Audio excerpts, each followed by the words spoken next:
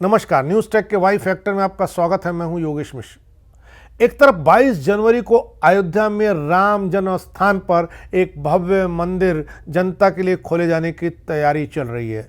दूसरी ओर ज्ञानवापी और मथुरा, इन दोनों में बहुसंख्यक समाज अपने अधिकार की मांग तेज कर रहा है। अयोध्या के लिए भी बहुत लंबे समय तक बहुसंख्यक समाज ने आवाज उठाई, अदालत के चौखटों पर दस्तक दी, पर अल्पसंख्यक समाज सुनने को तैयार नहीं हुआ। अंततः राम जन्मस्थल पर भव्य राम मंदिर के निर्माण का आदेश सर्वोच्च अदालत ने दिया।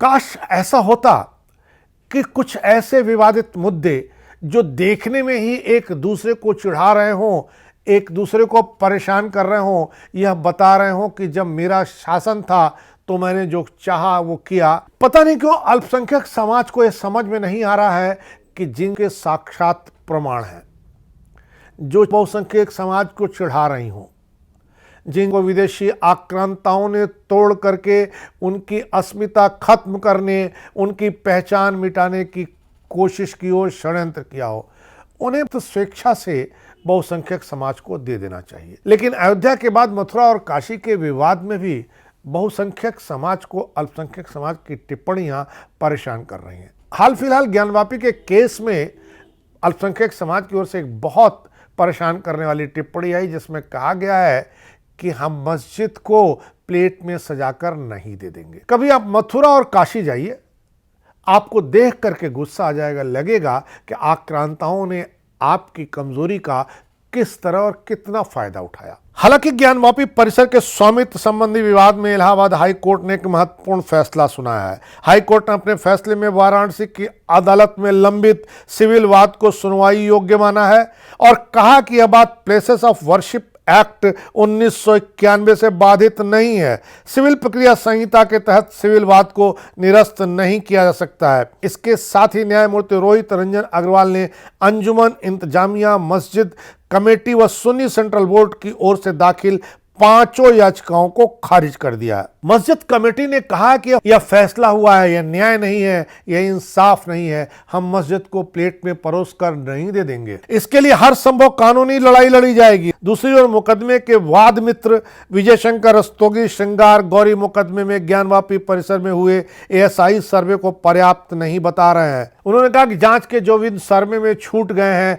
उनका दोबारा सर्वे किया जाना चाहिए। इलाहाबाद हाई कोर्ट के फैसले पर प्रतिक्रिया जताते हुए अंजुमन इंतजामिया मस्जिद के संयुक्त सचिव एएम यासीन ने कहा, यह फैसला हुआ इंसाफ नहीं, हम प्लेट में परोसकर मस्जिद नहीं दे देंगे। मस्जिद को बचाने के लिए हर संभव कानूनी लड़ाई लड़ी जाएगी। फैसले का अध्ययन किया जा रहा है। अध्ययन के बाद इंतजामिया कमेटी के लोगों की बैठक होगी। उन्होंने यह भी कहा कि हमारे पास सुप्रीम कोर्ट जाने का रास्ता खुला हुआ है। दूसरी ओर स्वयंभू विश्वेश्वर ज्योतिर्लिंग की ओर से दायर मुकदमे के वाद मित्र विजय शंकर रस्तोगी का कहना कि श्रृंगार गौरी मुकदमे में किया गया एएसआई सर्वे पर्याप्त नहीं है। इसमें ज्ञानवापी के अराजी संख्या 9130 का सर्वे हुआ है, जिसमें वहां मौजूद इमारत है।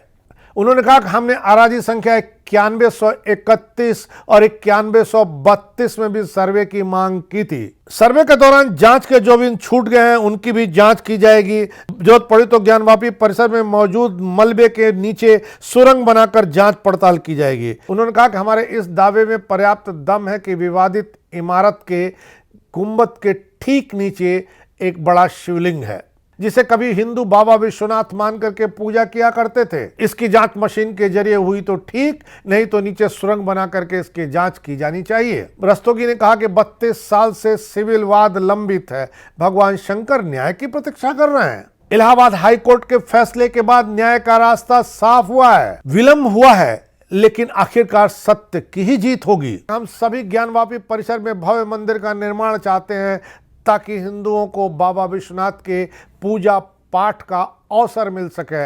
राम जन्मभूमि में तो साक्ष्य के तौर पर ऊपर से बहुत कुछ नहीं दिखता था, लेकिन मथुरा और काशी में किसी को भी आंखों से साफ साफ सच्चाई दिख सकती है। सच्चाई को ढकने की कोशिश दोनों जमात को और बांटेगी। अब समय आ गया है कि बहुसंख्यक और अल्पसंख्यक लोग मिलजुल करके फैसला करें।